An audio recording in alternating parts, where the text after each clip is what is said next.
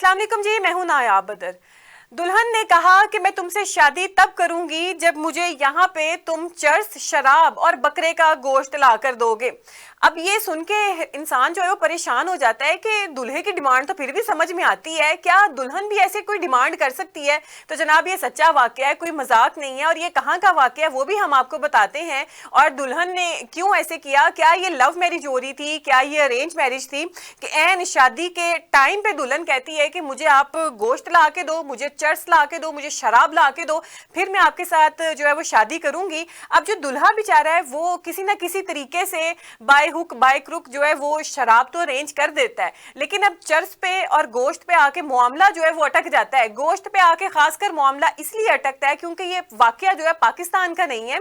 अगर ये पाकिस्तान का वाकया होता तो जनाब मटन की एक प्लेट क्या, मटन का गोश्त क्या, पूरा बकरा ही उन्होंने ला देना था कि ये लोग खाओ जल्दी से और बाद में जो है शादी करो और हम तुम्हें ब्याह के घर लेके जाएं।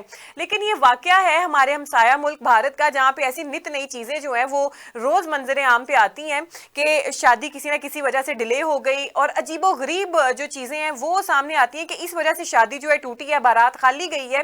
अच्छा जनाब, यहाँ पे दुल्हन ने ऐसी डिमांड कर दी। अब ये थे इंडिया से ताल्लुक रखने वाले, ये तो वैसे ही कानों को हाथ लगाएं कि हम बकरा खा लें। हम तो कभी भी बकरा नहीं क्योंकि मोस्टली ये होता है कि ये लोग वेजिटेरियन होते हैं, ये गोश्त वगैरह नॉन वेज नहीं खाते हैं।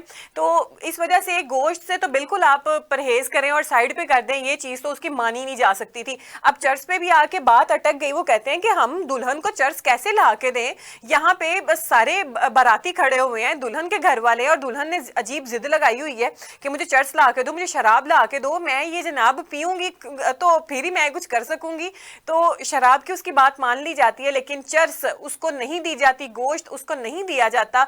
कि यहाँ से जनाब बात आगे बढ़ जाती है, बात तू मैमा तक पहुंचती है, तू मैमा से गालम गलोच तक आती है, गालम गलोच से हाथापाई तक बात आ जाती है। और जब यहाँ पे भी बात जो है वो नहीं बनती तो जनाब ये बात जो है पुलिस तक चली जाती है, थाने में ये बात चली जाती है और पुलिस वाले भी इस मामले को सेटल डाउन करने की पूरी कोशिश करते हैं। लेकिन ये मामला किसी भी तरीके से सेटल नहीं होता क्योंकि लड़के के घर वाले जो हैं वो ये कह रहे होते हैं कि भाई हमने इसको शराब तो चलो, क्योंकि इंडिया में मोस्टली जो लोग हैं वो शराब पीते हैं, लेकिन एक लड़की इस तरीके से खुलेआम, खासकर दुल्हन अपने इतने अहम मौके के ऊपर जिस दिन का इंतजार करती है, वो दूल्हा और दुल्हन दोनों को अपने इस खास दिन का इंतजार होता है, अपनी जिंदगी के खास दिन का, तो उसमें इसने ऐसी जो है वो जिद लगाई हुई है कि मुझे ये चीजें चाहिए। तो जनाब वो कहते हैं कि ये अभी इस तरीके की जिद कर रही है और मामला जो है पुलिस तक जा पहुंचा है और ये ऐसी ऐसी डिमांड्स कर रही है। तो आगे जाके क्या बनेगा, तो वो लड़के वाले क्या करते हैं कि खाली हाथ दुल्हन के बगैर ही अपनी बारात वापस ले जाते हैं।